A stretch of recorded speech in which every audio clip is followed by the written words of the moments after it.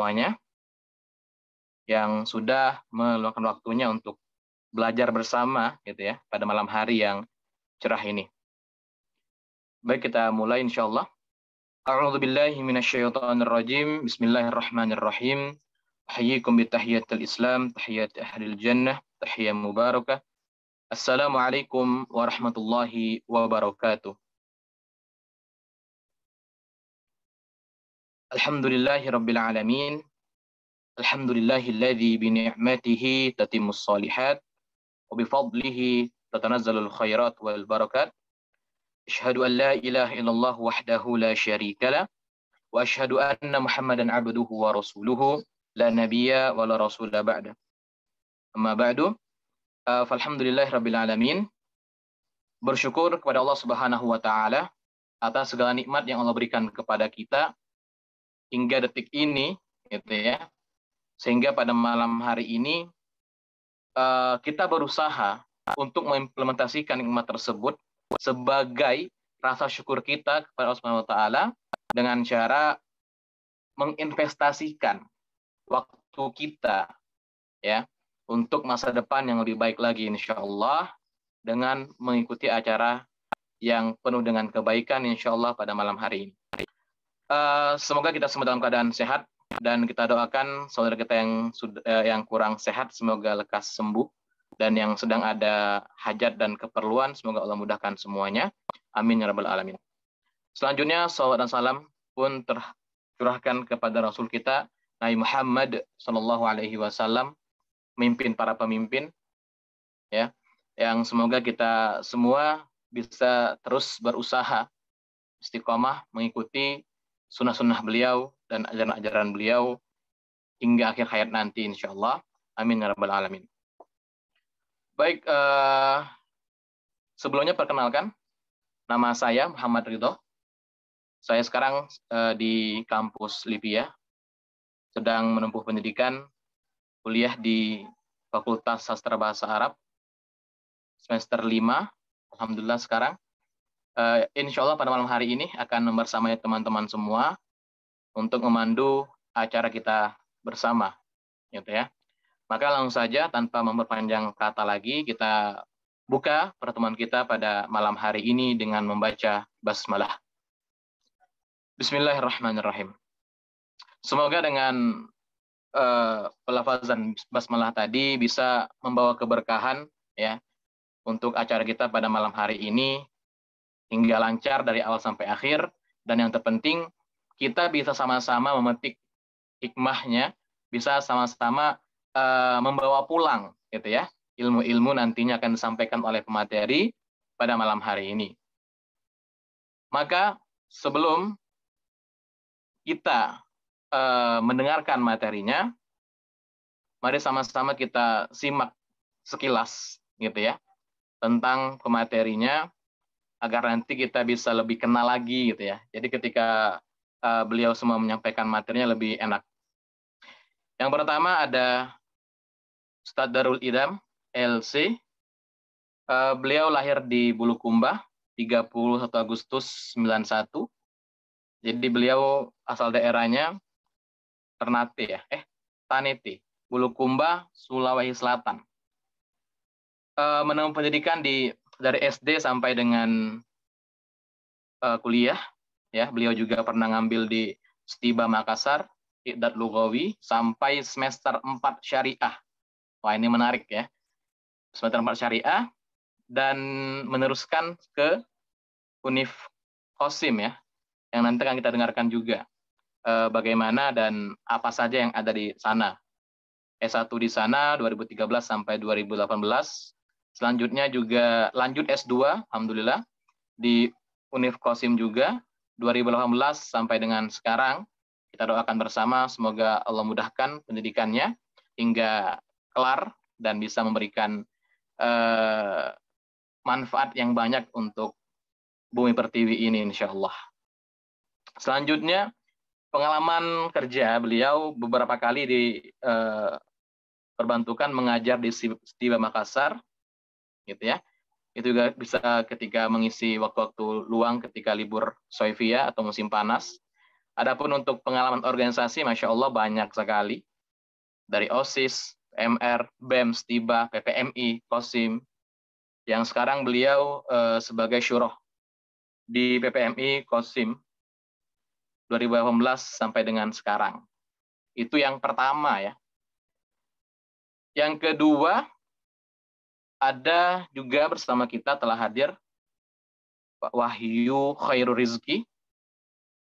Beliau kuliah di Fakultas Kedokteran gitu ya, di Sulaiman Ar-Rajihi University, Bukhari Al-Qasim, Saudi Arabia, yang juga nanti akan sama-sama kita dengarkan bagaimana perjalanan beliau di sana, bisa sampai sana bagaimana gitu ya, dan juga di sana ada apa aja dan lain sebagainya. Beliau juga sangat banyak ya, sangat banyak juga pengalamannya, mulai dari organisasi dan juga ada kerja ya, kerjanya itu founder dan juga owner di Amina Catering Service Surabaya, farmasis asisten and medical clinic supervisor Nurul Hayat Surabaya, dan juga farmasis asisten apotek Kutisari Surabaya, farmasis asisten juga Surabaya International Hospital. Dan untuk bahasa sendiri, beliau menguasai 4 bahasa, bahasa Indonesia, Inggris, Arab, dan juga bahasa Belanda ini. Ketertarikan beliau di Quran dan juga di seni ya, ini masak, Masya Allah ya, masak dan juga olahraga, tenis, renang, gym. Selanjutnya juga jurnalis, menulis, videografi, fotografi, juga pengalaman organisasi, Masya Allah, banyak banget ya, Chief Director of Student Magazine and Creative Team. Ada juga member of Overseas Indonesian Student Association Aliansi di KOSIM juga. Dari SAFE juga beberapa kali. Dan juga beliau sempat menempuh pendidikan di ini. UPN Veteran. Gitu ya. Dan ini sangat banyak sebenarnya, sangat banyak sekali tentang beliau. Cuman karena waktu yang singkat, jadi kita tidak bisa bacakan satu persatu ya. Insya Allah nanti akan kita lihat dan dengarkan langsung ya pemaparan materi dari beliau, dan yang ingin kenal lebih jauh bisa mengontak di belakang gitu ya, bisa menghubungi panitia mungkin kalau ada yang perlu dengan beliau. Baik teman-teman semuanya yang Allah rahmati, langsung saja tanpa memperpanjang kalam lagi, insya Allah selanjutnya kita akan sama-sama dengarkan, sama-sama simak gitu ya, terkait kampus Sulaiman Ar-Rajihi University yang langsung akan disampaikan oleh perwakilan kampus tersebut yang pada kesempatan kali ini akan disampaikan oleh Bapak Wahyu Khairul Rizki. Kepada beliau waktu dan tempat kami persilakan. Baik, terima kasih. Suara saya jelas ya? Alhamdulillah jelas. Ya, baik. Sebentar, saya share screen dulu.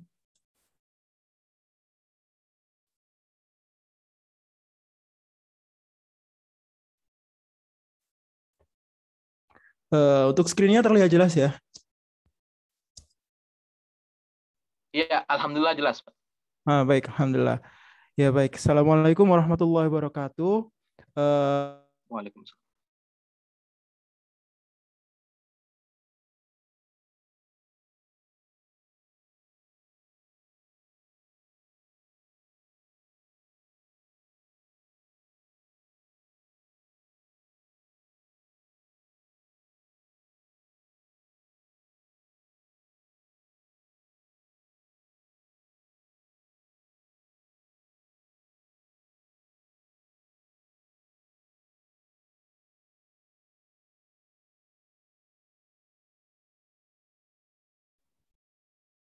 Ustadz Wahyu, apakah ada kendala sinyal? Sepertinya suaranya ya, terputus. saya kira cuma dari saya aja. Ya mungkin ada kendala sinyal kali ya. Ya kita tunggu sebentar.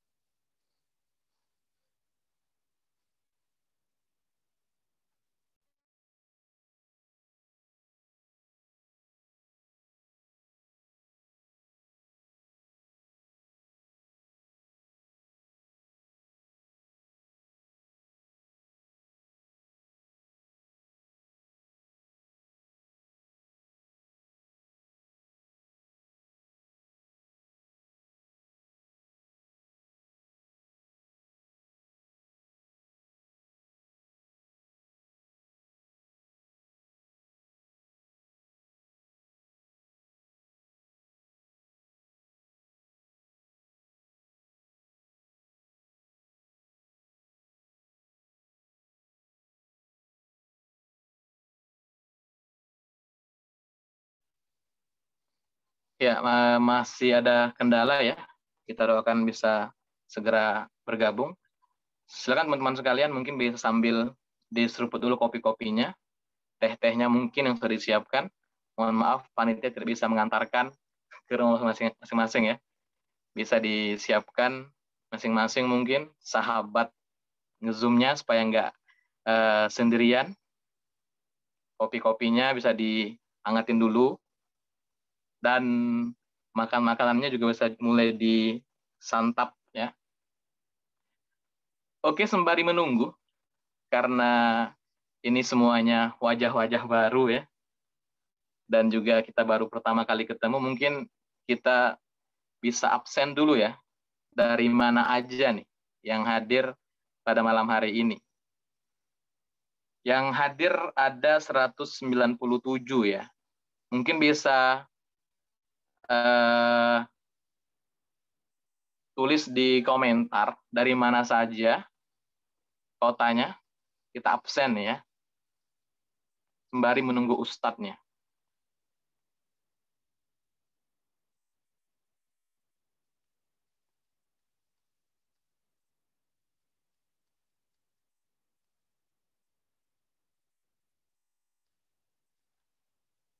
Oh, udah datang ya.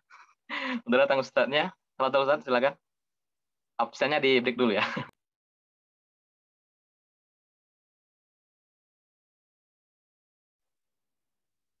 Halo?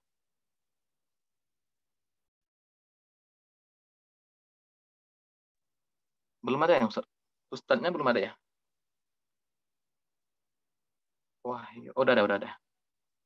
Baik ustadz, sebentar. Ya, sembari menunggu ustadznya, kita bacakan dulu. Wah. Dari tadi. Masya Allah, semoga sehat selalu. Semnas 2021. Jaktim hadir, Bandung hadir. Bismillah dari Bukit Tinggi. Ahlan, selamat datang Bukit Tinggi, Padang ya. Padang Palembang dekat lah ya. Dompu NTB, Masya Allah. Inilah di antara nilai plus kita bisa daring ya. Bisa saling sapa antar provinsi gitu.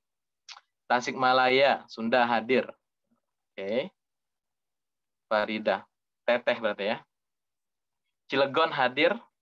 Oke, Cilegon, Batam. Insya Allah. Kalimantan Tengah hadir. Bukit Tinggi, Sumbar, 2 orang. Aceh, Sumatera, Kalimantan, Jakarta, Sulawesi, Depok, Bekasi hadir. Bekasi hadir. Pekanbaru hadir. Tangerang hadir. Ma'had Al-Wafi. Ma'had Al-Wafi di mana ya? Bengkulu hadir. Bekasi Selatan hadir. Ainul Haq, Ma'had Albir Universitas. Makassar hadir. SMA Sains Plus Baitul Quran Sragen Jateng hadir. Payakumbuh Sumbar hadir. Aceh, Padang, mana tadi? Banyak banget ya. Siap. Kita baca semuanya. Oke, siap. Surabaya maaf, hadir. ya. Pekanbaru hadir. Apa udah ada ustadznya? Oh ya Ustaz, silakan Ustaz. Ya, siap. Mohon maaf tadi ya kendala. Oke, silakan. Iya, dari tiba-tiba langsung lewat. Terima kasih sebelumnya. Mohon maaf. Ya, untuk alasan kenapa saya memilih di Sulaiman Aroji. Jadi awal mula di tahun 2016 itu belum ada kepikiran untuk target kuliah di Aroji karena saya memang sebelumnya targetnya mau S2 ke King Saud University. Namun waktu itu pas barengan daftar ada pengumuman dari PPMI pusat bahwa ada peluang kuliah kedokteran. Nah, kok tumben nih Saudi Arabia membuka peluang terutama kuliah untuk kedokteran. Nah, berhubung background saya sebelumnya di bidang kesehatan, di bidang farmasi, saya nggak mau sia-siakan nih kesempatan ini. Jadi, alhamdulillah waktu itu ada kesempatan, saya coba kumpulkan berkas, saya coba lengkapi dan penuhi persyaratannya. Dan kenapa saya sendiri kok mempertimbangkan kuliah di ROG sendiri? Yang pertama, memang beasiswa pendidikannya itu di cover 100%. Jadi selain dari biaya kuliah, kita juga dapat biaya dukungan lainnya seperti biaya buku, biaya praktikum, kemudian biaya akomodasi dan iqomah, termasuk dalam tiket pesawat ataupun pengurusan visa, dan juga biaya pendukung untuk kehidupan di Saudi Arabia. Kemudian alasan yang kedua juga sebelum saya daftar, saya lakukan penelusuran terlebih dahulu. Seperti apa sih kualitas kampus ini, kualitas pendidikannya, jangan cuma karena kita dapat tawaran beasiswa nih misalkan di negara A, tapi kita tiba-tiba langsung daftar tanpa melakukan riset terlebih dahulu, tanpa tanya terlebih dahulu kampusnya seperti apa, kemudian program pendidikan atau jurusan yang ditawarkan itu seperti apa, lama pendidikannya berapa tahun, kemudian kurikulumnya itu berbasis apa, kemudian setelah lulus itu outputnya yang diharapkan akan seperti apa. Jadi itu tips yang bisa saya share untuk teman-teman. Lalu alasan yang berikutnya adalah lingkungan sendiri, karena semua pasti tahu bahwa kehidupan di Saudi Arabia setidaknya akan jauh lebih baik daripada di Indonesia, terutama terkait dengan lingkungan Islamic culture-nya. Jadi untuk urusan ibadah, untuk urusan keamanan sosial, atau untuk urusan yang paling utama yaitu supaya kita fokus cari ilmu itu benar-benar mendukung. Jadi di sini termasuk dalam pertimbangan saya kenapa saya ingin kuliah di Saudi Arabia. Lalu ada fasilitas penunjang lainnya yang mencukupi. Karena apa? Kalau misalkan beasiswa pendidikan atau beasiswa kuliah aja it's okay. Maksudnya kita nggak bayar, cuma kita harus mempertimbangkan. Apalagi kalau misalkan kita hidup di negara orang, kita pasti butuh biaya tambahan, entah itu biaya hidup atau biaya pendidikan tambahan lainnya. Atau mungkin biaya untuk izin tinggal, biaya transportasi, dan biaya tahunan lainnya yang kita butuhkan selama menempuh kuliah di negara orang, terutama di Saudi Arabia juga. Dan di sini alhamdulillah untuk beasiswa yang hingga hari ini saya dan kawan-kawan peroleh, itu semuanya di cover 100%. Jadi kita istilahnya di sini tanggung jawabnya cuma tinggal belajar, fokus belajar, kemudian ikut aktif dalam kegiatan kemahasiswaan untuk mempertahankan nilai yang baik dan juga untuk mempertahankan status beasiswa kita. Baik, kemudian perjalanan awal saya bagaimana sih? Kalau diceritain panjang banget ini ceritanya, cuma saya akan berbagi secara singkat aja. Jadi di sini awal mulanya waktu itu di tahun 2016, kisaran bulan Ramadan, yaitu di bulan Juli kalau nggak salah, Juli Agustus 2016 ada pengumuman datang, saya langsung persiapkan berkas. Nah, berkas-berkas ini dulunya kita kirimkan secara online. Kita scan lalu kita kirimkan ke panitia pendaftaran. Nah, waktu itu pihak ROG kerjasama dengan Sekolah Tinggi Ilmu Bahasa Arab Ar-Royah yang ada di Sukabumi. Waktu itu kita kirimkan seperti ijazah, transkrip, surat rekomendasi, kurikulum vitae, dan scan paspor. Nah, untuk ijazah atau transkrip sendiri ini, waktu itu ketentuannya bisa menyantumkan ijazah SMA atau SMK, atau bagi yang sudah lulus S1 juga boleh. Kemudian untuk surat rekomendasi, waktu itu kita bisa melampirkan rekomendasi dari siapapun yang benar-benar tahu siapa diri kita. Misal waktu itu saya bekerja di Yayasan Nurul Hayat untuk bagian klinik kesehatan, dan waktu itu saya minta surat rekomendasi dari supervisor saya atau bos di bagian klinik kesehatan. Kemudian kurikulum vitae, mungkin kawan-kawan sudah paham, jadi pada umumnya riwayat pendidikan, kemudian prestasi teman-teman, kemudian bisa pengalaman organisasi, pengalaman bekerja, atau prestasi-prestasi ilmiah lainnya. Dan kemudian identitas diri seperti scan paspor, scan KTP, atau mungkin foto diri ukuran 3x4 atau 4x6 waktu itu. Nah, ini untuk urusan pemberkasan. Kemudian setelah kita kirimkan berkas, dalam kurun waktu tertentu, diumumkanlah untuk pengumuman tahap pertama. Nah, di sini diumumkan siapa saja yang lolos untuk mengikuti tes lanjutan. Tes lanjutan ini intinya ada tes tulis sama tes wawancara. Nah, ini yang utama, komponen utama pada waktu seleksi, waktu itu ada tes tulis dan wawancara. Untuk pelaksanaannya, waktu itu ada di Sukabumi, di Sekolah Tinggi Ilmu Bahasa Arab Ar-Royah. Jadi panitia dari ROG datang ke Indonesia, kemudian kerjasama dengan Aroya sebagai penyedia fasilitas dan prasarana tes. Lalu kita datang, waktu itu tesnya cuma 1 hari, pagi sampai sore. Untuk paginya itu kita ada tes tulis. Nah, tes tulisnya waktu itu diumumkan akan ada tes tentang materi IPA, kayak fisika, matematika, biologi, ataupun kimia. Tapi alhamdulillah waktu itu tes materi IPA ini ditiadakan. Alasannya mengapa kami waktu itu kurang tahu, tapi kami bersyukur banget waktu itu. Jadi yang pertama ada English test atau Cambridge English. Jadi ini tuh tes on the spot, berbasis komputer. Kita cuma tinggal duduk di komputer, kemudian mengerjakan soal yang memang sudah disetting oleh pihak panitia. Dan komponennya itu ada 4. Ada komponen writing, menulis, kemudian ada komponen speaking, kemudian komponen reading, sama komponen listening. Jadi kayak IELTS atau TOEFL, mirip lah, tapi ini di Aroya. Kemudian kita diminta untuk menulis motlet atau motivation letter, atau surat motivasi, atau mengapa sih kalian mau mendaftar ke Sulaiman Ar-Roji University. Apa alasan utama kalian? Apa yang bisa kalian tonjolkan dari diri kalian sebagai kandidat atau mahasiswa yang berhak memperoleh beasiswa dari Ar-Roji. Nah, setelah tes tulis, kemudian kita dibagi menjadi 2 kelompok. Jadi istilahnya beriringan. Waktu itu ada kelompok pertama yang maju ke sesi wawancara, ada yang kelompok berikutnya maju ke sesi FGD atau Focus Group Discussion atau grup diskusi bersama. Nah, waktu itu saya masuk ke pos wawancara terlebih dahulu. Di pos wawancara ini, waktu itu kita diminta untuk tes baca Quran. Dan ditanya juga apakah ada hafalan Quran waktu itu. Alhamdulillah, di kala itu ada hafalan Quran. Dan bacaan Quran juga diperdengarkan dengan baik oleh tim penyeleksi. Dan selanjutnya setelah tes baca Quran ataupun hafalan, barulah masuk ke wawancara inti.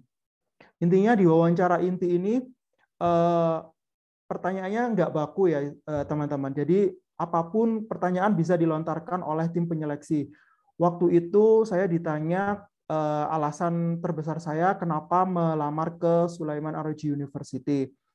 Kemudian saya juga ditanya tentang pengalaman kerja saya sebelumnya, dan ketika lulus nanti misalkan dari Universitas Ar-Roji ini, apa yang akan kita lakukan. Nah, waktu itu pertanyaan yang saya dapatkan itu ternyata diambil atau dibaca dari CV yang saya lampirkan. Jadi istilahnya mereka, tim penyeleksi ini membaca CV kita terlebih dahulu, lalu menjadikan CV ini sebagai bahan pertanyaan yang akan kita dapatkan di proses wawancara. Nah, waktu itu karena pengalaman saya ada di klinik kesehatan dan di lembaga sosial Nurul Hayat, saya ceritakan seluk-beluk saya untuk bekerja di lembaga sosial untuk menangani klinik kesehatan sekaligus membantu kaum duafa, kemudian kaum yatim piatu, dan juga masyarakat yang membutuhkan lainnya, terutama di akses kesehatan. Jadi menurut saya waktu itu penilaian terbesar dari seleksi ini itu ada di wawancara intinya. Kemudian ada di focus group discussion. Setelah selesai di pos wawancara, kita ditukar, grup yang pertama masuk ke grup discussion selesai, ganti ke wawancara. Untuk yang di grup discussion sendiri, waktu itu satu grup ada sekitar 10 orang. Nah, di situ kita diberikan suatu pertanyaan. Kalau tidak salah, seingat saya waktu itu kita diberi apa tanggapan kalian terkait perkembangan ilmu pengetahuan dan teknologi, terutama di era modern ini, terhadap perubahan perilaku dan juga moral, terutama bagi pemuda atau pemudi Muslim. Dan apa pendapat kita, kemudian apa saja solusi yang bisa kita tawarkan untuk menghadapi perubahan, baik itu perubahan yang menjadi kebaikan atau perubahan yang mengarah ke kekurangan ataupun kejelekan. Jadi seperti itu. Nah, waktu itu di sini kita juga dinilai tentang kapasitas leadership atau kepemimpinan kita, serta dinilai bagaimana kita menghadapi orang dari bermacam-macam background atau menghadapi orang itu istilahnya ini refleksi diri kita ketika kita berada di masyarakat. Ketika kita nanti lulus, bagaimana kita mengedukasi, bagaimana kita membimbing masyarakat yang notabene-nya kita sebelumnya tidak kenal. Jadi bagaimana kita menggiring masyarakat ini menuju sesuatu yang lebih baik dengan cara yang efektif dan benar. Nah, di sini juga waktu itu saya evaluasi termasuk dalam penilaian bahasa Inggris juga dari sesi speaking. Karena kenapa? Di group discussion ini kita dianjurkan untuk berdiskusi menggunakan bahasa Inggris. Jadi disinilah kayak kapasitas public speaking kita diuji. Lalu setelah hari H atau hari yang sangat menentukan ini ada pengumuman kedua, yaitu pengumuman final awardee atau kandidat akhir yang akan memperoleh beasiswa dan akan berangkat ke Saudi Arabia. Untuk pengumumannya sendiri waktu itu kurang lebih sekitar 2 minggu dari hari wawancara. Dan setelah pengumuman awardee, barulah persiapan keberangkatan, termasuk dari pengurusan visa, lalu cek kesehatan, dan kelengkapan dokumen lainnya, serta penerbitan tiket pesawat. Baik, untuk lokasi universitas sendiri di Saudi Arabia tentunya, dan berada di Provinsi Qasim, di kota Bukairiyah. Jadi di Qasim sendiri ada 2 universitas besar, yaitu yang pertama Universitas Qasim, universitas di mana Ustadz Idam juga menuntut ilmu di universitas tersebut. Lalu ada selanjutnya di Sulaiman Ar-Roji University. Kalau yang di Universitas Qasim itu ada di kota Buraidah dan jaraknya dari Bukairiyah sekitar 40 menit. Nah, untuk saat ini ada sekitar 5 mahasiswa Indonesia yang aktif, karena sebelumnya yang diterima di tahun 2016 itu ada 8 orang. Kemudian di tahun 2021 kemarin ada 1 mahasiswa yang diterima, namun jalurnya bukan jalur internasional, beliau mendaftar dengan jalur mandiri. Dan nanti saya akan jelaskan beberapa tipe beasiswa, termasuk beasiswa internasional yang full sama beasiswa yang jalur mandiri. Jadi total ada 9, kemudian di bulan September kemarin sebanyak 4 orang telah lulus dari program Medical Lab and Science. Jadi sekarang cuma tinggal 5 mahasiswa di Sulaiman Ar-Roji University. Jadi ini kampus kami, ini masih dalam tahap pembangunan, karena Sulaiman Ar-Roji University sendiri ini baru tergolong muda karena didirikan di tahun 2009, dan ke depan proyeknya ini akan menjadi sebuah kota yang di dalamnya ada universitas, kemudian ada rumah sakit, ada residen, dan ada fakultas-fakultas lainnya. Kemudian untuk program studi yang ditawarkan, yang paling utama waktu pendaftaran di tahun 2016 lalu, ada 2 program studi utama yang ditawarkan.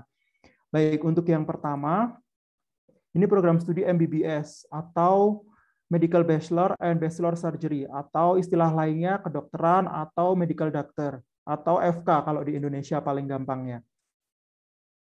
Jadi di sini untuk FK sendiri, Fakultas Kedokteran, lama studinya adalah selama 7 tahun. Apa saja komponennya? Yang pertama termasuk 1 tahun pre-med atau preparatory year atau tahun persiapan, kemudian 3 tahun basic science atau materi basic sebelum mengarah ke materi clinical atau yang berhubungan dengan hospital atau rumah sakit, kemudian 2 tahun clinical clerkship atau istilahnya di Indonesia koas, dan sisanya 1 tahun internship atau magang. Jadi magangnya ini harus, karena ini menjadi satu kesatuan untuk mendapatkan gelar MBBS atau MD. Untuk prospeknya sendiri seperti apa? Jadi setelah lulus nanti diharapkan dari segi karir, insya Allah bisa mengarah ke general physician atau dokter umum, atau bagi yang ingin melanjutkan ke spesialis, bisa melanjutkan ke spesialis, entah itu melanjutkan di Saudi, melanjutkan di negara lain, di negara barat, Amerika, UK, atau Australia, atau mungkin bisa kembali lagi ke Indonesia. Peluang lainnya juga bisa menjadi seorang clinical researcher, atau seorang peneliti di bidang klinis, atau bila ingin melanjutkan ke jenjang pendidikan tinggi, lebih jauh lagi bisa mengambil ke masters atau doktorat. Untuk bahasanya sendiri, jadi kita menggunakan 2 bahasa di sini. Untuk bahasa Inggris adalah bahasa utama yang digunakan saat kita berada di kampus. Jadi segala aktivitas akademik yang ada di kampus seperti perkuliahan, kemudian diskusi, kemudian seminar, kemudian komunikasi dengan dosen ataupun dengan staf lainnya yang berada di kampus, kita menggunakan bahasa Inggris, termasuk dengan teman-teman. Untuk bahasa Arab sendiri, biasanya kita perlukan untuk kegiatan yang ada di rumah sakit. Kenapa? Karena di sini memang kita praktik menghadapi pasien lokal, yang istilahnya adalah orang-orang pribumi di negeri Arab. Dan kita mau nggak mau harus bisa bahasa Arab. Jadi bahasa Arab ini sangat diperlukan, terutama ketika komunikasi dengan pasien, untuk mengetahui riwayat penyakit pasien, kemudian untuk edukasi atau istilahnya konseling ke pasien, kemudian kadang dibutuhkan juga untuk komunikasi ke dokter-dokter konsultan yang kadang bahasa Inggrisnya juga kurang bagus, jadi mau nggak mau kita harus pakai bahasa Arab. Atau kadang kita ke orang-orang bagian administrasi, orang kantor, atau orang-orang yang mengurusi pemberkasan, kita perlu untuk bisa berkomunikasi dalam bahasa Arab.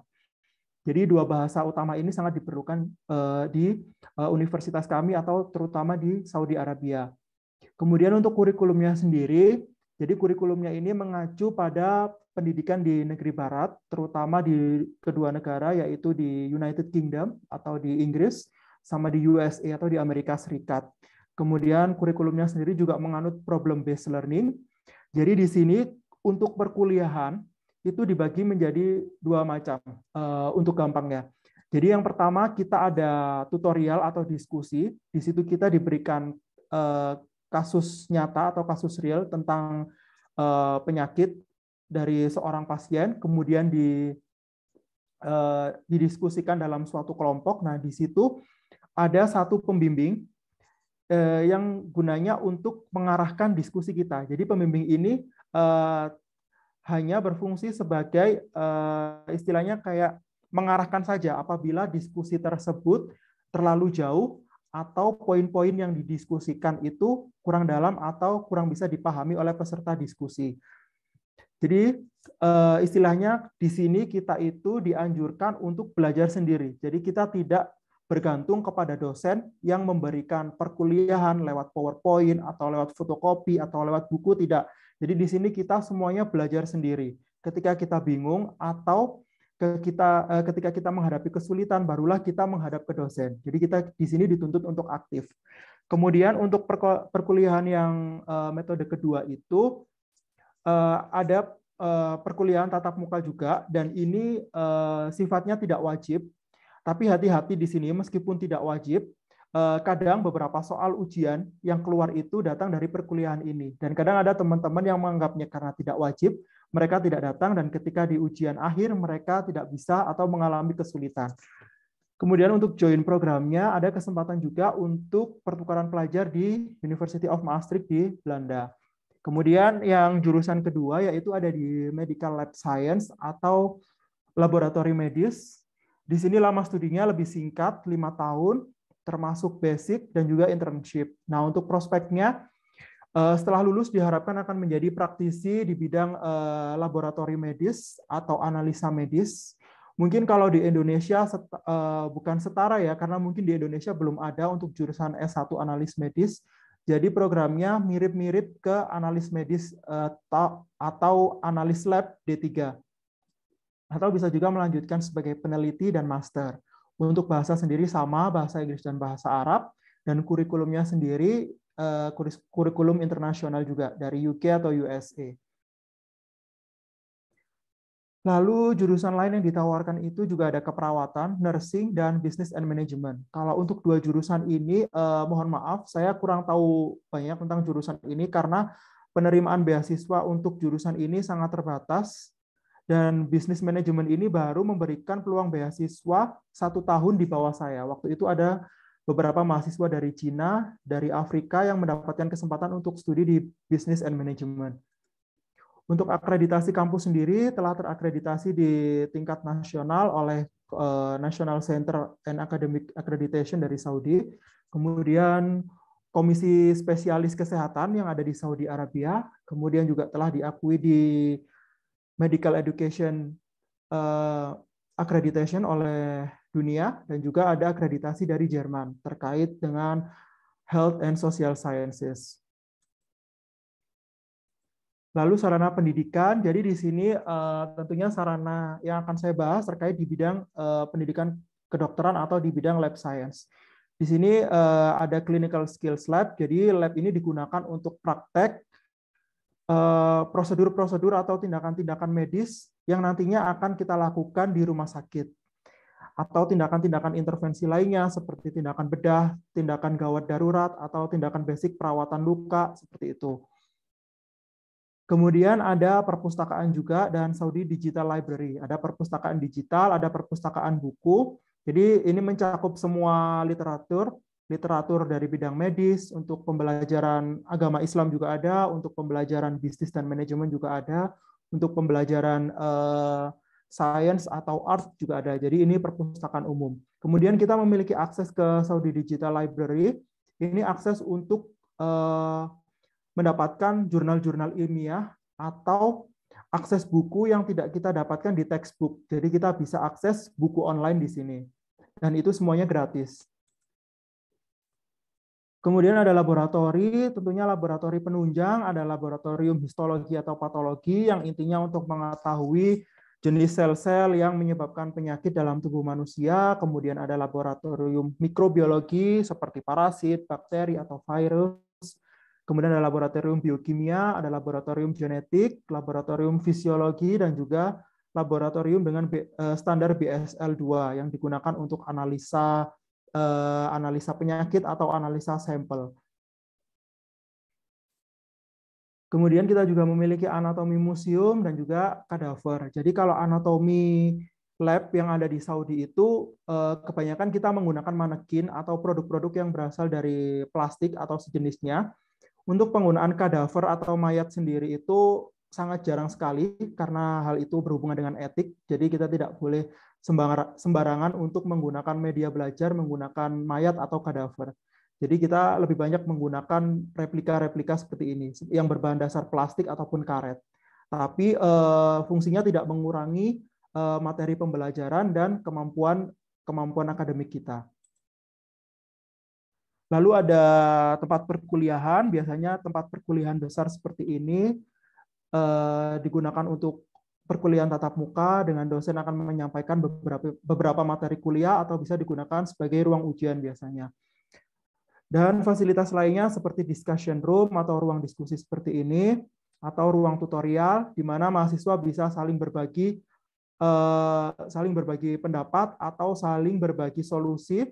Seperti apa yang saya sampaikan di awal terkait problem-based learning. Jadi kita akan diberikan kasus, di sini kita akan selesaikan kasus itu, solusinya bagaimana. Misalkan pasien sakit A, kita diagnosanya seperti apa, kita akan rawat pasien seperti apa, dan harapannya setelah dirawat pasiennya, persentase kesembuhan, persentase komplikasinya sejauh mana. Kemudian ada laboratorium komputer, laboratorium bahasa, dan juga laboratorium elektronik lainnya.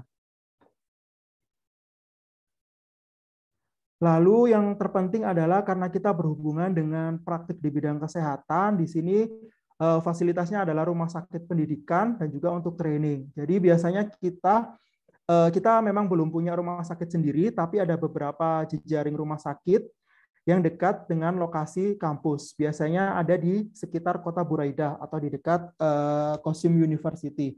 Ada rumah sakit King Fahad Spesialis, kemudian ada rumah sakit Buraidah Center, ada rumah sakit ibu dan anak, dan juga ada rumah sakit jiwa di Buraidah. Jadi rumah sakit ini penting sekali untuk melaksanakan praktik, terutama seperti saya yang saat ini berada di tahun akhir, di tahun klinik, dan ketika nanti melakukan magang. Lalu untuk kegiatan ekstrakurikuler sendiri, kita banyak sekali di sini. Jadi selain akademik, kita juga dianjurkan untuk aktif di bidang non-akademik. Di antaranya ada beberapa. Di sini program yang sangat diunggulkan adalah dua teratas ini. Yang pertama Dr. Tahfidz program. Jadi di sini setiap mahasiswa itu diharuskan mengikuti program tahfidzul Quran atau hafalan Quran dan juga untuk hafalan hadis. Untuk targetnya sendiri tidak ada target tertentu. Namun setiap mahasiswa dianjurkan harus ikut aktif dan akan ada laporan tiap bulanan. Kemudian ada juga leadership training dan yang lainnya seperti sport club, futsal, gimnastik, kemudian berenang, tenis, voli, atau tenis meja. Kemudian ada reading club. Reading club di sini biasanya kita membahas tentang literatur-literatur atau novel-novel, tapi di sini berbahasa Arab. Jadi jarang sekali kita membahas bahasa Inggris. Kemudian ada research and study club. Jadi ada klub tentang bagaimana cara menulis proposal penelitian, cara menulis laporan penelitian, cara menulis publikasi di jurnal seperti itu. Kemudian ada Toastmaster atau public speaking. Lalu ada kampus magazine, kampus klinik, dan ada art and painting clubs. Art ini biasanya ada kaligrafi. Kemudian cultural trip and festival. Untuk cultural trip biasanya kita berkunjung ke situs-situs bersejarah, atau kadang juga bisa dikombinasikan dengan perjalanan umroh tiap tahunnya. Dan ini bisa dilihat ada fasilitas olahraga, lapangan futsal, lapangan basket dan tenis, serta kegiatan festival budaya tahunan. Namun sayang sekali untuk tahun kemarin tidak ada dikarenakan ada pandemi. Baik, untuk jenis beasiswa dan ketentuannya. Ada dua di sini. Yang pertama international scholarship. Jadi internasional itu yang kami dapatkan hingga saat ini, itu peluangnya 100% free, biaya kuliah, kemudian ditanggung untuk biaya iqomah, akomodasi mahasiswa atau biaya asrama, kemudian ada tiket PP tahunan dan termasuk biaya visa keluar masuk, uang saku atau uang tunjangan bulanan, asuransi kesehatan, biaya buku, biaya praktik di rumah sakit, termasuk biaya riset dan publikasi jurnal internasional, dan termasuk haji dan umroh. Untuk haji sendiri itu 1 kali, dan untuk umroh biasanya dianggarkan tiap tahun. Biasanya dilakukan sekitar bulan Januari atau mendekati musim dingin.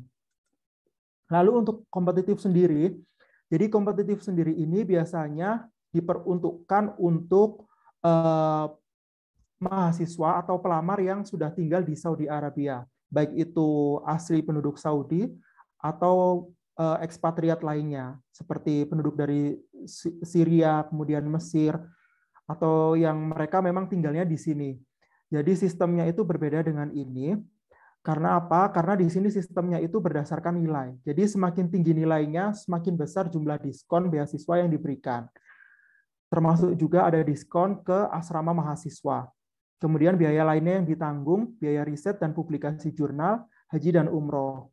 Nah, itu sangat berbeda sekali dengan biaya internasional ini. Kalau biaya internasional ini, itu tiap tahunnya dibuka, cuma waktu corona kemarin sempat ditutup, dan sebelum corona, itu memang program dari saya, Sulaiman Ar-Roji, adalah untuk memeratakan para penerima beasiswa. Jadi, setelah seleksi dilakukan di Indonesia, dan waktu itu juga dilakukan di Ghana sebagai batch pertama, grup kedatangan pertama. Kemudian di grup kedatangan kedua tahun berikutnya itu mereka tidak mengambil lagi dari Indonesia, tapi untuk memeratakan para penerima beasiswa. Jadi mereka ngambilnya dari Cina, kemudian dari Albania, dari Tanzania, dari Malawi. Kemudian tahun berikutnya juga berbeda negara. Jadi untuk saat ini untuk peluang Indonesia masih belum bisa dipastikan. Tapi begitu nanti kalau semisal ada untuk peluang bagi mahasiswa di Indonesia, insya Allah akan saya atau rekan-rekan yang ada di sini akan kami sampaikan melalui PPMI Pusat. Jadi nanti akan ada infonya dari PPMI Pusat. Namun untuk sementara ini masih belum ada terkait info peluang beasiswa. Kemudian syarat utamanya ini syarat umum. Lulusan SMA, SMK atau IPA, jadi untuk nilainya sendiri itu minimal 90 untuk jurusan MedLab, Medical Lab Science, dan 95 untuk kedokteran. Jadi tipsnya di sini itu untuk mendaftar, itu kalau kata saya gampang. Yang susah itu mempersiapkan supaya kawan-kawan yang ada di Indonesia itu bisa mendapatkan nilai, misalkan yang masih duduk di bangku SMA untuk bisa mempertahankan nilai sebesar 90 ke atas untuk bisa melamar apabila nanti ada kesempatan beasiswa yang ditawarkan. Kemudian bahasa Inggris, IELTS harus di atas 6,5 atau TOEFL di atas 90. Lalu ada recommendation letter, ini juga penting, dan lulus tes wawancara. Kemudian apabila sudah diterima, itu harus mempertahankan GPA. GPA istilahnya di sini adalah IPK. IPK di sini nilainya skala 5, berbeda dengan di Indonesia. Kalau di Indonesia skalanya 4. Jadi seketika diterima, kita harus mempertahankan IPK mulai dari 4 sampai di atas 4,5 dari skala 5. Kemudian tiap tahunnya kita juga harus melakukan community service. Jadi community service di sini itu semacam bakti sosial, atau kalau di Indonesia semacam kuliah kerja nyata atau KKN. Itu minimal per tahunnya kita harus melakukan sebanyak 5 jam. Dan itu terserah targetnya di mana. Dengan metode apapun, boleh online, boleh offline. Kemudian student activity points, harus di atas 60 per tahunnya. Jadi poin ini kita dapatkan ketika kita ikut ekstrakurikuler, termasuk di dalamnya misal kita ikut halakoh, misalkan kita setor hafalan kita sebanyak 15 juz. Nanti di situ ada kalkulasi poin tersendiri tiap tahunnya, setiap ada peningkatan prestasi. Kemudian ada lulus professional behavior course. Jadi di sini ada penilaian istilahnya attitude atau sikap dan perilaku itu di sini benar-benar sangat diperhatikan dan di sini sangat diatur. Oleh karena itu, kalau sampai di bawah A+ akan ada warning. Dan biasanya kalau misalkan jatuh di bawah A+, itu masih diberikan kesempatan atau tugas-tugas perbaikan. Tapi kalau sampai jatuh di bawah E atau B, biasanya akan warning untuk drop out. Baik, untuk informasi lebih lanjutnya, kawan-kawan nanti bisa menanyakan informasi tentang kontak person saya atau kontak pribadi saya, boleh ke panitia. Atau bila ingin mengunjungi websitenya, bisa diklik di www.sr.edu.se. Mungkin ini ya, alhamdulillah. Mungkin ada yang ingin ditanyakan dari kawan-kawan? Karena waktunya juga ya, terbatas baik, Ustaz. juga. Terima kasih. Nanti untuk sesi tanya jawab di akhir, Ustaz. Ya, baik. Terima kasih untuk perhatiannya. Assalamualaikum. Waalaikumsalam warahmatullahi wabarakatuh. Saya ucapkan jazakumullah khairan. Terima kasih Ustadz yang telah menyampaikan terkait informasi-informasi penting gitu ya, terkait kampus yang telah tadi disampaikan sama Ustadznya. Selanjutnya, setelah dari kampus pertama, kampus Sulaiman Ar-Rajihi, kita akan berpindah ke kampus kedua, kampus Qasim University, yang langsung akan disampaikan oleh Ustadz Darul Idam, LC. Kepada beliau, kami persilakan. Baik, tes. Suara jelas ya? Alhamdulillah jelas, Ustadz. Taib. Bismillahirrahmanirrahim. Alhamdulillahirabbil alamin wassalatu wassalamu ala asyrafil anbiya'i wal mursalin Nabiyina Muhammadin wa ala alihi wa sahbihi wa man tabi'ahum bi ihsanin ila yaumiddin, amma ba'd. Pertama-tama kami mengucapkan syukran dan terima kasih kepada PPMI Arab Saudi, dan juga terima kasih syukran jazakumullah khairan kepada ITAF, Institut Tafaqquh, dan juga terima kasih kepada PPMI Qasim. Sebelumnya kami memohon maaf karena nggak sempat membuat slide PowerPoint terkait materi yang akan kami sampaikan pada kesempatan yang singkat ini. Ya, tadi Al-Akh Wahyu, Masya Allah, jazahullahu khairan, secara komplit ia telah menjelaskan secara detail, ditambah lagi dengan slide yang ada disiapkan oleh beliau, ya, menjadikan majelis kita ya hidup. Ya. Untuk kali ini, untuk sesi kali ini, ya dipersilahkan untuk memasang dengan baik pendengarannya, karena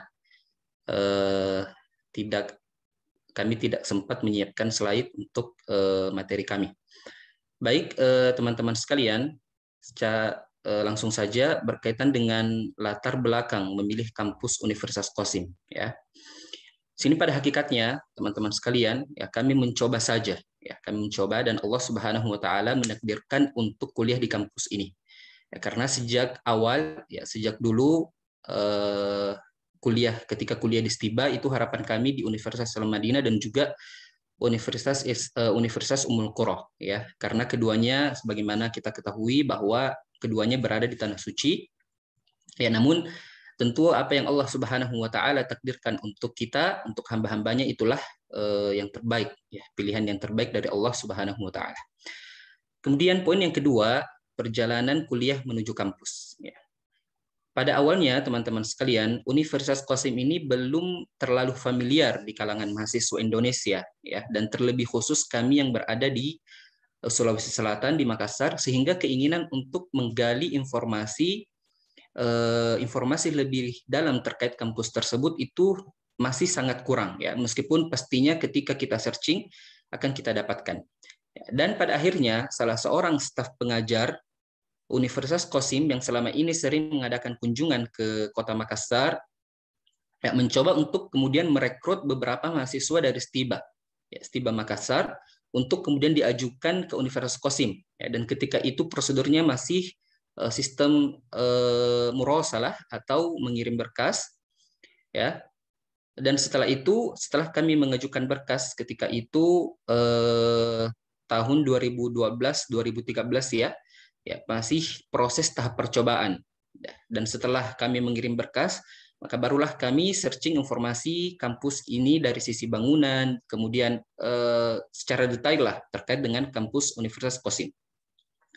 Ya, jarak dari Mekah dan kemudian juga jaraknya berapa dari Mekah dan Madinah ya, dan hanya seputar ini yang kami gali ketika itu ya, karena kita yang masih awam terkait dengan universitas di Saudi itu yang kita tahu kala itu hanya Universitas Islam Madinah dan Universitas Ummul Qura ya. Setelah kami searching itu informasi terkait Universitas Qasim ini di website Universitas Qasim sendiri itu belum ya merilis informasi terkait beasiswa non Saudi ya. Begitupun dengan prosedur penerimaan, fasilitas dan lain-lain. Ya, pada tahun 2013 kurang lebih bulan September ya kalau tidak salah ingat ya, melalui salah seorang dosen Stiba mengabarkan kalau kami keterima di Universitas Qasim. Alhamdulillah. Jadi seingat kami mengajukan berkas melalui salah satu staf pengajar di Universitas Qasim di sini di awal-awal bulan atau di awal-awal tahun 2013 ya, April atau Mei ya. Dan pada akhirnya alhamdulillah kami tidak terlalu menunggu lama dan di tahun yang sama di bulan September alhamdulillah kabar pengumuman kami keterima. Dan berhubung dari awal pengumuman sampai keberangkatan ya butuh waktu yang lama sebagaimana yang antum ketahui bersama, sehingga pada bulan Desember 2013 barulah kami bisa berangkat sebagai angkatan pertama mahasiswa Indonesia yang diterima di Universitas Qasim, meskipun sudah ada 3 mahasiswa Indonesia lainnya yang telah tiba 3 bulan lebih awal dari kami dan juga 2 orang yang datang beberapa bulan setelah kami. Ya, sehingga jumlah kami pada tahun 2013 itu dan awal 2014 itu masih 13 orang. Kemudian poin berikutnya ya sosialisasi kampus ya. Profil singkat terkait dengan Universitas Qasim ya, dia merupakan salah satu perguruan tinggi negeri di bawah naungan Kementerian Pendidikan Arab Saudi yang berdiri pada tahun ajaran 1423-1424 Hijriah atau 2004 Masehi, kurang lebih 17 tahun atau 18 tahun yang lalu. Sebelumnya, Universitas Qasim ini, teman-teman sekalian, ya, merupakan cabang dari 2 universitas tertua dan terkemuka di Arab Saudi, yaitu Universitas King Saud dan Universitas Islam Muhammad bin Saud, ya, yang keduanya berpusat di Riyadh, ibu kota Arab Saudi. Lalu pada tahun 2004, ya, melalui Tita Rajah Malik Fahad kala itu, Universitas Qasim resmi berdiri sendiri dengan nama Universitas Qasim atau Jami'atul Qasim. Dan tidak berinduk lagi pada kedua universitas tadi. Ya. Sampai pada hari ini, alhamdulillah, Universitas Qasim ya masuk dalam kategori 10 universitas terbaik di Arab Saudi, sebagaimana dilansir oleh situs Quran Al-Iqtisadiyah dan juga telah mendapatkan akreditasi dari Al-Markaz Al-Watani Lit-Taqwim wal I'timad Al-Akademi, ya, atau bahasa Inggrisnya National Center for Academic Accreditation and Assessment, dan menduduki peringkat ketiga se-Arab Saudi. Kemudian Universitas Qasim membawahi kurang lebih 38 fakultas dan 71 jurusan. Satu di antaranya Fakultas Agama, yaitu Fakultas Syariah dan Dirasat Islamiyah atau Studi Islam. Dan fakultas ini adalah fakultas tertua yang ada di kampus ini ya, karena didirikan pada tahun 1396 Hijriah atau 1975 Masehi, kurang lebih 47 tahun yang lalu ya. Yang ketika itu membawahi 4 jurusan ya, dan sampai sekarang masih membawahi 4 jurusan, yaitu jurusan Syariah, jurusan Studi Islam atau Dirasat Islamiyah, jurusan Qiraat, jurusan jurusan hukum Islam atau anzimah. Dan selebihnya adalah fakultas umum lainnya, ya, seperti fakultas kedokteran, ya, teknik, ekonomi, bahasa, dan fakultas-fakultas umum lainnya. Perlu diketahui teman-teman sekalian bahwa di awal pendirian kampus ini dan juga kampus-kampus umum lainnya kecuali Universitas Islam Madinah itu hanya diperuntukkan untuk putra-putri dalam negeri saja. Ya, sampai pada akhir, ya, sampai kemudian ada kebijakan dari Departemen Pendidikan Tertinggi Arab Saudi yang dimana mempersyaratkan untuk semua universitas negeri yang ada di Arab Saudi, ya, kecuali Universitas Islam Madinah, karena UIM ini ya pada dasarnya memang didirikan untuk khusus untuk seluruh mahasiswa dari seluruh dunia, ya. Nah, dengan adanya syarat dari Departemen Pendidikan Tertinggi Arab Saudi ini agar bisa meningkatkan ratingnya, maka harus menyiapkan bangku bagi mahasiswa non-Saudi 5% dari jumlah keseluruhan mahasiswa yang ada. Sehingga setelah itu, hampir sebagian universitas di Arab Saudi membuka penerimaan mahasiswa non-Saudi.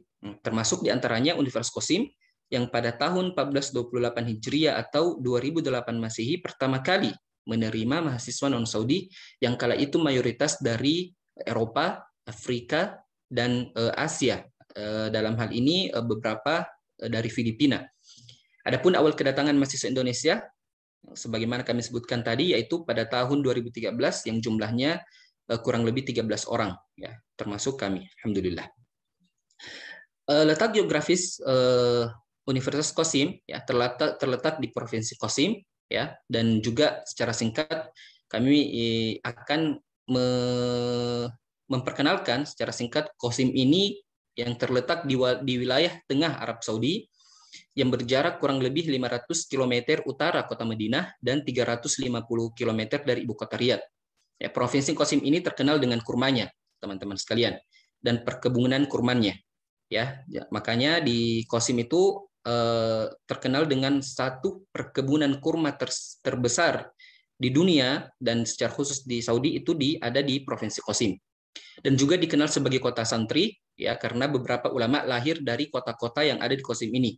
Ya, di antaranya Syekh Abdurrahman As-Sa'di, Syekh Utsaimin rahimahumullah, ya, keduanya dari kota Unaiza. Juga ada Syekh Abdullah Al-Fauzan, ya, berasal dari kota Qasim, dari Provinsi Qasim juga, dan Imam Besar Masjidil Haram, ya, yang kita kenal semua Syekh Abdurrahman As-Sudais hafizahullah, berasal dari kota Al-Bukairiyah, tempatnya Mas Wahyu tadi, ya, Sulaiman Ar-Rajhi, beberapa ulama serta masyayikh lainnya.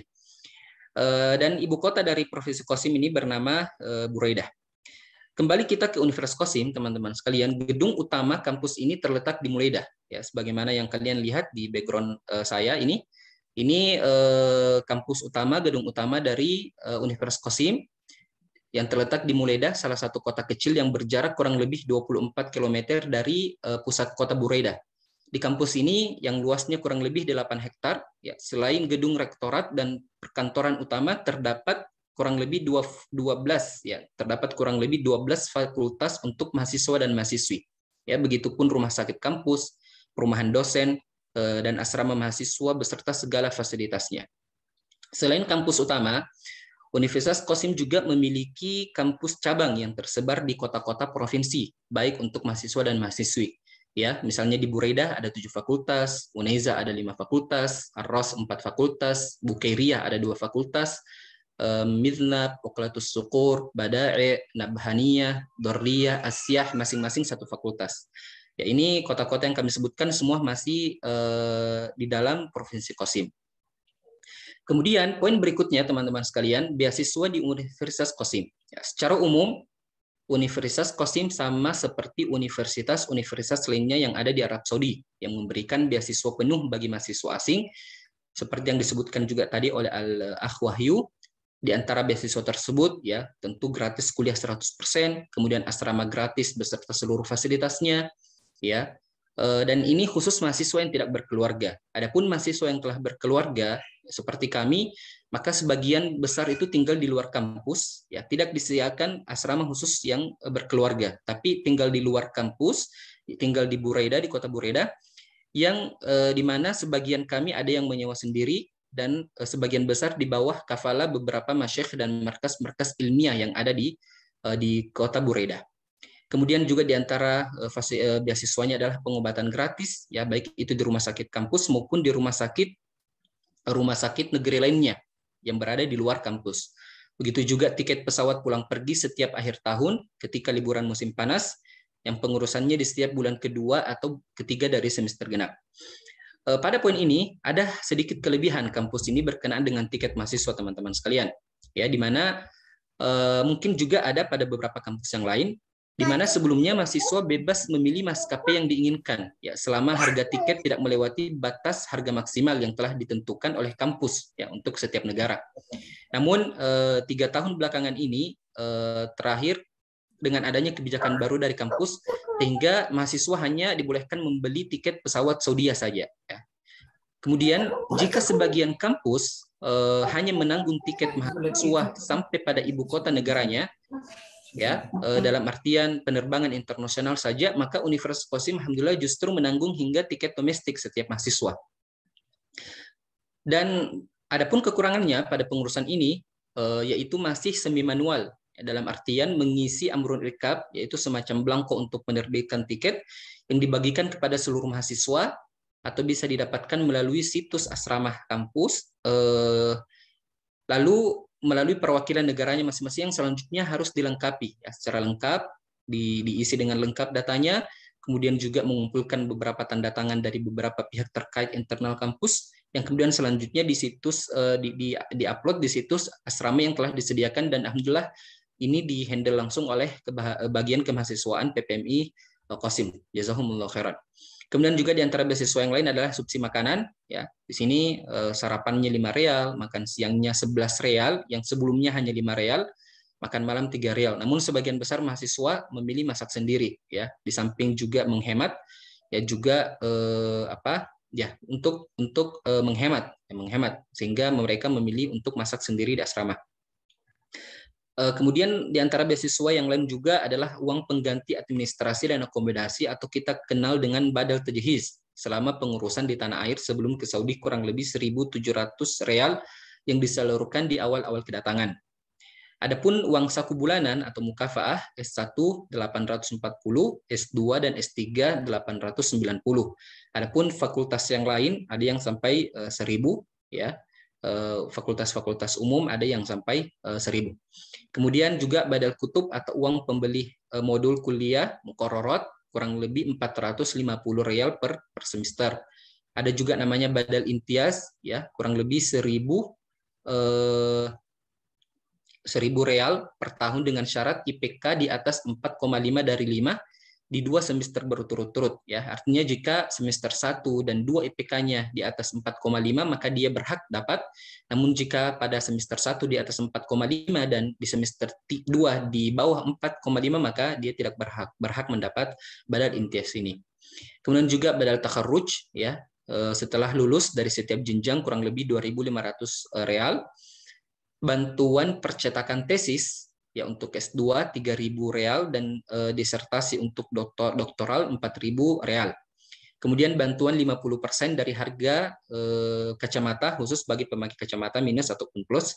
Dan selain beasiswa di atas, ya, mahasiswa juga mendapatkan fasilitas-fasilitas lainnya, di antaranya haji dan umroh bagi mahasiswa baru, kemudian mendapatkan diskon 50% untuk transportasi bus antar kota, mendapatkan diskon 10-30% di beberapa toko pakaian, restoran, bengkel, klinik-klinik kesehatan, swasta, apotik, istiroha, atau villa yang telah melakukan kerjasama dengan Universitas Qasim dengan memperlihatkan kartu mahasiswa atau KTM. Kemudian kesempatan mendatangkan keluarga, baik itu untuk istikdam ataupun istikdam istri, anak, atau visa ziarah untuk orang tua dengan ketentuan-ketentuan yang berlaku tentunya. Adapun khusus istikdam, ya, untuk mendatangkan keluarga, istri dan anak, di antara syarat utamanya adalah minimal semester 1 di fakultas, ya, dan IPK rata-rata minimal 3,75 dari 5. persiapan administrasi dan cara mendaftar di Universitas Qasim. Pertama, administrasi, teman-teman sekalian, terkait dengan administrasi ya, pemberkasan pada umumnya sama seperti di kampus-kampus yang lain. Untuk S1, paspor yang masih aktif, ijazah SMA, transkrip nilai, pas foto, 2 surat rekomendasi, surat kelakuan baik, SKS, 1 surat keterangan sehat, ya, surat keterangan mahram atau fotokopi iqomah mahram khusus mahasiswi. Adapun untuk pasca sarjana, ya paspor yang masih aktif, ijazah S1 dan S2 yang telah diterjemahkan ke bahasa Arab, dan tidak melebihi 5 tahun, transkrip nilai, 2 surat rekomendasi, TOEFL untuk jurusan umum, ya selain jurusan agama, pas foto, surat keterangan mahram juga, atau fotokopi iqomah khusus mahasiswi. Bagaimana cara pendaftarannya? Untuk S1, teman-teman sekalian, sampai saat ini Universitas Qasim belum membuka pendaftaran via online ya, melalui situs resmi kampus. Namun pada beberapa waktu yang lalu, ya dalam waktu dekat ini, panitia penerimaan mahasiswa baru mengumumkan prosedur pendaftaran untuk jenjang diploma dan S1 dengan mengirimkan berkas ke email yang telah disebar, ya yang telah disebarkan oleh akun-akun PPMI Arab Saudi dan juga PPMI Qasim. Namun info terakhir yang kami dapatkan bahwa pendaftaran tersebut telah ditutup sampai pada waktu yang tidak ditentukan. Maka untuk mendapatkan informasi terupdate-nya, silahkan pantau melalui akun FB dan IG PPMI Qasim. Adapun untuk S2, ya semua berkas-berkas yang telah kita sebutkan tadi itu diupload pada saat pendaftaran online. Dan ini biasanya pendaftarannya biasanya antara Februari dan Maret setiap tahunnya. Dan untuk mahasiswa Qasim, ya maksudnya khusus mahasiswa Qasim, alumni S1 mahasiswa Qasim dari S1 ke S2 ya diperbolehkan mendaftar jika telah di semester akhir atau semester 8 dengan IPK rata-rata di atas 4,5 dari 5 ya, dengan melampirkan surat keterangan akan lulus atau ifadah takharruj. Dari S2 ke S3 ya, untuk mahasiswa Qasim itu diperbolehkan mendaftar jika telah menyelesaikan sidang tesis namun belum mendapatkan ijazah, namun dengan syarat mendapatkan IPK rata-rata 5 dari 5. Luar biasa. Dan tentu mengikuti ujian penerimaan tertulis ataupun lisan. Adapun khusus mahasiswa Qasim yang berada di Arab Saudi atau alumni-alumni universitas lain yang ada di Arab Saudi, ketika ingin mengajukan pendaftaran S2 atau S3 di Universitas Qasim, ya diperbolehkan mendaftar via online, dan jika posisi masih berada di Arab Saudi, ya maka sebaiknya datang langsung ke Universitas Qasim untuk mengikuti ujian penerimaan, baik itu tulisan maupun lisan, ya untuk beberapa fakultas. Dan jika posisi berada di luar Saudi, maka cukup dengan mendaftar online dan memperkuat pada 2 poin, yaitu nilai IPK dan surat rekomendasi. Kemudian poin berikutnya, teman-teman sekalian, poin berikutnya peluang ya, atau peluang kuliah di Universitas Qasim ya. Semua berpeluang ya, semua berpeluang insya Allah selama ada usaha dan rajin dalam menggali informasi secara update. Adapun tips dan trik diterima di Universitas Qasim, ya selama ini kami dan teman-teman yang kuliah di sini ya melalui satu dari beberapa cara di bawah ini ya, atau yang akan kami sebutkan ini ya mungkin bisa menjadi tips buat teman-teman dan adik-adik sekalian. Yang pertama ya, datang langsung ke Imadah Qabul wa Tasjil ya, dengan membawa berkas-berkas di atas ya, baik bisa melalui titipan teman atau kenalan yang sedang menempuh kuliah di sini, juga melalui masyayikh atau dosen Qasim yang berkunjung ke Indonesia dan menitipkan berkas di atas. Kemudian juga bisa mengirimkan berkas via pos ke alamat kampus Universitas Qasim dan mendaftar via online untuk calon pendaftar pasca sarjana. Ya, pengalaman singkat saya ya, singkat selama kuliah di sini di Universitas Qasim, alhamdulillah selama kurang lebih 8 tahun berada di sini, sangat bersyukur ya, karena lingkungan yang sangat kondusif dan juga perhatian masyayikh terhadap tulabul minah yang sangat besar. Ya, sebagai contoh, sebelum asrama rampung 100%, kurang lebih 4 tahun yang lalu, itu mahasiswa diasramakan di luar kampus ya, dan di Ishraf mendapat bimbingan langsung oleh beberapa masyayikh yang telah ditunjuk oleh kampus ya. Sehingga apa? Sehingga ketika itu kegiatan ekstrakurikuler kita mahasiswa terjadwal dengan baik ya, berupa halaqah tahfidz Al-Qur'an, kemudian halaqah hafal mutun ilmiah, majelis-majelis masyayikh dari berbagai disiplin ilmu yang bersifat wajib. Dan setelah asrama kampus, Maka barulah keluar kebijakan terbaru dari rektor Jamiah untuk kemudian memindahkan seluruh mahasiswa yang tadinya asramanya di luar, ya, untuk pindah ke asrama kampus, kecuali mahasiswa-mahasiswa yang membawa keluarga mereka. Dan di sana pun alhamdulillah di asrama kampus selama ini kegiatan ekstrakurikuler juga tetap berjalan, ya, halaqah Quran dan majelis-majelis ilmu, namun tidak bersifat wajib. Teman-teman sekalian, sedikit lagi ada beberapa kendala yang di sini yang kami akan sebutkan, atau sebelumnya motivasi saja ya. Sebelumnya motivasi di sini ya, pertama Qasim dikenal sebagai Badalul Ulama, sebagaimana yang kami syaratkan tadi. Kota Santri menjadikan lingkungan sangat kondusif sehingga dapat membantu siapa saja yang ingin fokus menuntut ilmu syar'i, terlebih posisi asrama kampus yang terletak di sudut kota sehingga jauh dari hiruk pikuk perkotaan, ya. Dan banyaknya majelis-majelis masyayikh yang bisa kita hadiri. Kesempatan untuk bisa menimba ilmu langsung dari murid-murid senior Syekh Utsaimin, ya, terkhusus adanya kegiatan Yaumul Ilmi misalnya, ya, yang dibawakan langsung oleh menantu beliau Syekh Samia Sukair dan Syekh Khalid Al-Muslih yang diadakan di Unezah setiap bulannya, yang dimana Yaumul Ilmi ini Masya Allah tidak hanya dihadiri oleh mahasiswa Qasim, tapi dihadiri juga oleh mahasiswa-mahasiswa dari luar Qasim, Madinah, Taif, Jeddah, ya. Kemudian jarak Qasim dengan Mekah yang relatif tidak terlalu jauh, ya, sehingga menjadi kesempatan bagi teman-teman untuk memanfaatkan akhir pekan, ya, weekend untuk melaksanakan umroh atau berziarah di kota Nabi. Kendala untuk kuliah di sini, teman-teman sekalian, adalah karena belum dibuka pendaftaran via online, ya, melalui situs resmi kampus, sehingga penerimaan masih sangat-sangat terbatas. Ya, aktif bertanya ke masyayikh yang berkunjung ke Indonesia, masyayikh yang berkunjung di Indonesia ditanyakan asalnya dari mana, ya, kenal kampus Qasim atau tidak, untuk kemudian bisa kita titip berkas ke mereka. Kemudian juga kami pada kesempatan ini akan menyebutkan secara singkat juga panduan studi kuliah di Universitas Qasim. Teman-teman sekalian, masa studi untuk jenjang prakuliah atau ma'had lughah normalnya maksimal 2 tahun, yaitu 4 semester dan minimal 1 semester. Dan ma'had ini bersifat wajib, ya, bagi seluruh mahasiswa non-Saudi yang baru datang, sehingga di awal kedatangan mereka itu akan diadakan ujian penentuan semester di ma'had, yang dimana nilai ujian inilah yang menentukan apakah mereka akan ditempatkan di semester 1, 2, ataupun 4, dan ini diberlakukan kurang lebih 3 tahun yang lalu atau 4 tahun yang lalu. Ya, karena pada angkatan-angkatan sebelumnya masuk ma'had atau idat lughah itu tidak bersifat wajib. Kemudian masa studi untuk S1 normalnya 8 semester, yaitu 4 tahun, dan maksimalnya adalah bisa sampai 6 tahun, ya, atau 12 semester. Ini jika kita mengurangi jam pelajaran di setiap semesternya, dan juga misalnya kita mengambil cuti di sela-sela perkuliahan selama perkuliahan kita itu. Kemudian juga masa studi S2 normalnya 8 semester, yaitu 4 tahun. Namun jika pada semester 8 tesis kita belum selesai, maka diberi waktu tambahan maksimal 2 semester, ya. Dan jika belum selesai juga, maka akan otomatis di drop out atau di DO.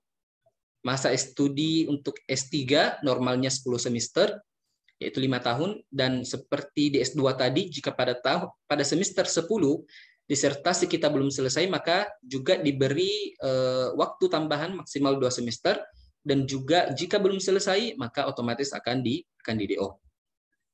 Beberapa catatan penting, teman-teman sekalian, ya, untuk setiap jenjang di atas, setiap mahasiswa berhak mengajukan cuti, ya, maksimal 2 kali jika pada 2 semester berturut-turut, dan maksimal 3 kali jika tidak berturut-turut selama proses belajar di Universitas Qasim.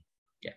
Dan jika mahasiswa rosib, ya, pada 3 semester berturut-turut, artinya IPK rata-rata mereka itu setiap semesternya kurang dari 2,00 dari 5,00, maka otomatis akan DO. Melihat durasi ini, teman-teman sekalian, dari masa studi di atas, ya, masa studi yang kita sebutkan tadi ada sampai 5 tahun, 6 tahun, 7 tahun, maka sejatinya seorang thalib, ya, seorang penuntut ilmu seharusnya memanfaatkan, ya, semaksimal mungkin keberadaannya untuk menuntut ilmu, baik di bangku perkuliahan maupun di majelis-majelis masyayikh, di masjid-masjid, karena yakinlah setiap kesempatan teman-teman sekalian tidak akan pernah terulang untuk kedua kalinya. Terakhir, pesan dan nasihat kami untuk menuntut ilmu, ya tentu nasihat ini juga akan kembali ke diri pribadi kami, bahwasanya menuntut ilmu syar'i adalah kewajiban setiap muslim. Ya, dengannya kita dapat mengangkat kejahilan baik dari diri pribadi kita lalu dari orang lain, dan adalah jalan para salaf teman-teman sekalian adalah menuntut ilmu, yaitu dengan rihlah dari satu negeri ke negeri yang lain, dan Allah Subhanahu wa taala memilih Arab Saudi sebagai sumber ilmu yang murni di atas akidah Ahlussunnah wal Jamaah sesuai dengan pemahaman salafus saleh. Di dalamnya, ya, dalamnya terdapat 2 kota suci, tempat wahyu yang Allah Subhanahu wa taala turunkan yang menjadikan negeri ini mendapatkan keberkahan dari Allah Subhanahu wa taala. Dan teman-teman sekalian, ya, kesempatan telah terbuka lebar, ya, di depan kalian, sisa bagaimana memaksimalkan usaha dan doa untuk mencapai harapan yang diinginkan. Dan jangan lupa nasihat bagi kami pribadi dan juga teman-teman sekalian, jika impiannya telah terwujudkan untuk kuliah di sini, ya, atau telah terwujudkan kuliah di universitas manapun di Arab Saudi, maka senantiasa untuk memperbaharui niat-niat dari waktu ke waktu. Karena keikhlasanlah yang akan menjadikan ilmu seseorang berberkah. Imam Ahmad pernah berkata, al-ilmu la ya'diluhu syai' liman sahhat niyatuh. Ya, tidak ada sesuatu pun yang mampu menandingi kedudukan ilmu bagi siapa saja yang benar niatnya atau ikhlas. Dan ketahuilah, ya, ilmu apapun yang Anda tuntut, ilmu syar'i, ilmu kedokteran, ilmu ekonomi, jika diniatkan untuk mendapatkan atau meninggikan kalimat Allah Subhanahu wa taala, maka insya Allah akan bernilai pahala di sisi Allah Subhanahu wa taala. Dan sebuah untayan hikmah dari sahabat yang mulia Salman Al-Farisi yang penting untuk selalu kita renungkan, di mana beliau pernah mengatakan, al-ardu la tuqaddisuhu ahadan wa innama tuqaddisuhu a'malu. Bumi manapun tidak dapat mensucikan seseorang, melainkan amalannya lah yang mampu menyucikannya. Ya. Oleh karenanya teman-teman sekalian, ya, jika kita telah berusaha dan berdoa namun Allah Subhanahu wa taala belum takdirkan, maka yakinlah bahwa pilihan Allah itulah yang terbaik bagi setiap hambanya. Dan teruslah menimba ilmu dimanapun yang Allah Subhanahu wa taala pilihkan bagi kita. Dan sebagai informasi buat adik-adik sekalian, bahwa baru-baru ini Kementerian Pendidikan Arab Saudi merilis status situs khusus pendaftaran di universitas yang berada di Arab Saudi. Kurang lebih ada 35 universitas. Ya, silahkan masuk ke situs tersebut. Kami akan kirim sebentar lagi di situsnya scholarship.moi.gov.sa. Dan untuk Universitas Qasim sendiri, ya, q.edu.sa. Akhir kata, semoga Allah Subhanahu wa taala senantiasa memberikan kita taufik dan memberikan kesempatan buat teman-teman untuk bisa merasakan nikmatnya menuntut ilmu di negeri Haramain ini. Wallahu taala alam, wa sallallahu ala Muhammad wa ala alihi wa sahbihi ajma'in. Assalamualaikum warahmatullahi wabarakatuh. Waalaikumsalam warahmatullahi wabarakatuh. Jazakumullahu khairul jaza, Ustadz Idham yang telah menyampaikan terkait kampus Qasim yang ada di Saudi. Selanjutnya kita masuk ke sesi tanya jawab. Namun sebelum itu ingin mengkonfirmasi Ustadz, di Saudi apakah sudah masuk waktu maghrib Ustadz? Iya, sudah azan maghrib. Sudah ya. Ya, jadi teman-teman sekalian. Ya, sudah bisa. Tapi mungkin bisa 10 menit. Oh, bisa Ustadz ya. Baik, kalau gitu kita pilih yang sudah masuk ini Ustadz ya. 10 menit ya. Baik Ustadz, Ana bacakan. Yang pertama, Assalamualaikum Ustadz. Berkas yang dititipkan di masyayikh untuk daftar di program Barselor, berkasnya asli atau fotokopi Ustadz? Salam dari Universitas Muhammadiyah Makassar. Silakan Ustadz.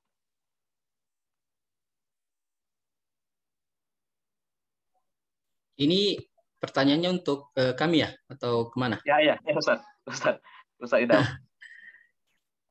Untuk berkas, ya, untuk berkas tadi memang baiknya untuk diterjemahkan, ya, dilampirkan terjemahan, kecuali memang ijazahnya dwi bahasa, ya, maka cukup untuk melampirkan ijazah aslinya. Kemudian untuk dokumen yang lain, misalnya paspor tidak perlu karena sudah dua bahasa juga. Rekomendasi tentunya harus berbahasa Arab, ya, karena di sini sendiri di Universitas Qasim sendiri itu mereka memperhatikan bahasa dari pemberi rekomendasi atau tazkiyah. Tuh. Baik Ustaz. Ini Ustaz, ada lagi Ustaz. Singkat ini. Assalamualaikum Ustaz. Mohon di ini ya, disebutkan tujuannya ditujukan kemana pertanyaannya. Ya, siap Ustaz. Siap Ustaz. Ini masih ke Qasim Ustaz. Assalamualaikum Ustaz. Apakah masih bisa daftar murosalah, kirim berkas ke Qasim University? Sekarang sudah tidak bisa lagi. Tertutup. Oh, baik. Sudah tutup. Ya, syukron. Ini selanjutnya mungkin untuk Ustadz ini ya, Wahyu. Bismillahirrahmanirrahim. Assalamualaikum. Afwan Ustadz, saya ingin bertanya, untuk Ustadz, untuk akhwat bisa kuliah di sana Ustadz di jurusan S1 keperawatan tanpa mahram, dan apakah bisa bahasa Inggris yang dibawa ke sana Ustadz? Bisa lolos kita Ustadz. Ini bagaimana nih? Ini mungkin Ustadz Wahyu ya, S1 keperawatan. Ya, untuk peluang akhwatnya sendiri, untuk perempuan bisa, cuma syarat wajibnya memang harus ada mahram yang mengikuti Ustaz. Jadi ada mahram yang mendampingi. Itu jadi syarat mutlak kalau di Saudi.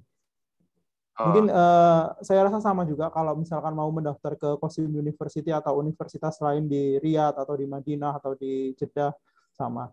Kemudian untuk yang bahasa Inggris bisa karena sebagian besar untuk jurusan yang istilahnya selain di ilmu syar'i seperti ilmu sains, teknik atau komputer atau kedokteran, sebagian besar kita menggunakan bahasa Inggris. Jadi untuk persyaratan bahasa Inggris insya Allah bisa.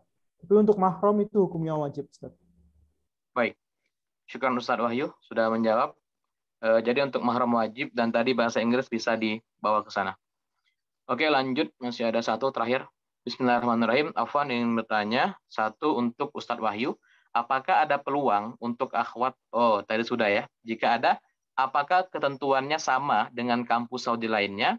Dan untuk tes masuk S1 dan S2 apakah beda? Untuk syarat melakukan bakti sosial atau semacamnya, apakah wajib melakukan sebelum mendaftar atau dilakukan ketika sudah diterima dan sedang berkuliah? Yang kedua, untuk kedua materi, di mana saja kita bisa mendapatkan info tentang masyayikh yang sedang berkunjung ke Indonesia. Terkait tidak semua universitas Saudi membuka pendaftaran untuk calon mahasiswa internasional secara online. Syukron, jazakumullahu khairan, wa barakallahu fikum. Silakan, yang pertama mungkin Ustadz Wahyu. Ya baik, untuk peluang ya, insya Allah ada. Cuma untuk persyaratan seperti yang kami jelaskan di awal, itu apabila lulusan dari SMA mau ke S1 kedokteran atau keperawatan itu nilai harus di atas 90 atau 95, kemudian syarat bahasa Inggris IELTS atau TOEFL di atas 6,5. Untuk program S2-nya sendiri sampai saat ini Sulaiman Ar-Roji belum menyediakan program beasiswa untuk S2. Kemudian untuk syarat bakti sosial itu harus dilakukan ketika kita sudah diterima jadi mahasiswa di sini. Jadi itu salah satu syarat untuk mempertahankan supaya kita bisa lanjut beasiswa. Untuk info yang kedua mungkin saya serahkan ke Ustadz Idam. Beliau mungkin yang lebih paham terkait info tentang masyayikh atau informasi yang bisa teman-teman akses melalui website di Saudi. Baik, syukran Ustadz. Tafadhol Ustadz Idam yang terakhir. Iya, untuk informasi masyayikh memang tidak semua kita ketahui ya teman-teman sekalian. Tapi ini bisa melalui mahat-mahat yang ada di sekitar tempat tinggal kita, karena sebagian besar mahat-mahat yang ada di Indonesia itu pasti sering mendapatkan kunjungan masyayikh dari Arab Saudi. Ya, dan ini hampir tiap tahun misalnya ya dimanapun antum berada ada mahat, ya silahkan silaturahmi ke sana, tanyakan apakah ada kunjungan masyayikh, kapan ya. Setiap kapan, berapa kali per tahun, untuk kemudian bisa menitip berkas melalui mereka. Ini yang berkaitan dengan info kunjungan masyayikh. Baik, cukup insya Allah. itu tadi yang telah dipaparkan oleh Ustadz Idam dan juga Ustadz Wahyu terkait info kampus yang ada di Saudi. Dan untuk info lebih lanjut, teman-teman sekalian bisa langsung menghubungi beliau via Japri ya. Itu emailnya sudah saya letakkan di kolom chat, dan juga di sana ada 2 website ya, untuk kampus Qasim sendiri sudah ada, dan juga Sulaiman Ar-Raji juga sudah ada. Baik teman-teman sekalian, cukup sampai di sini, dikarenakan juga di Saudi tempat para asatidzah sudah azan juga. Kita cukupkan pertemuan pada malam hari ini. Kita akhiri dengan hamdalah dan doa kafaratul majelis. Alhamdulillahirabbil alamin, subhanakallahumma bihamdika, asyhadu an la ilaha illa anta, astaghfiruka wa atubu ilaik. Semoga apa yang kita sama-sama dengarkan malam ini bermanfaat dan bisa ke depannya teman-teman juga dapat link-link baru dan bisa ditempatkan di kampus-kampus terbaik insya Allah. Untuk Ustadz Idam juga ada emailnya, bisa langsung ke sana nantinya. Oke, itu aja mungkin. Ana selaku pembawa acara, mohon maaf atas segala kekurangan dan terima kasih atas waktunya. Saya akhiri, wassalamualaikum warahmatullahi wabarakatuh. Waalaikumsalam warahmatullahi wabarakatuh. Waalaikumsalam warahmatullahi wabarakatuh. Baik, mohon pamit Ustaz. Jazakumullah khairan. Ya. Pamit. Waalaikumsalam. Baik.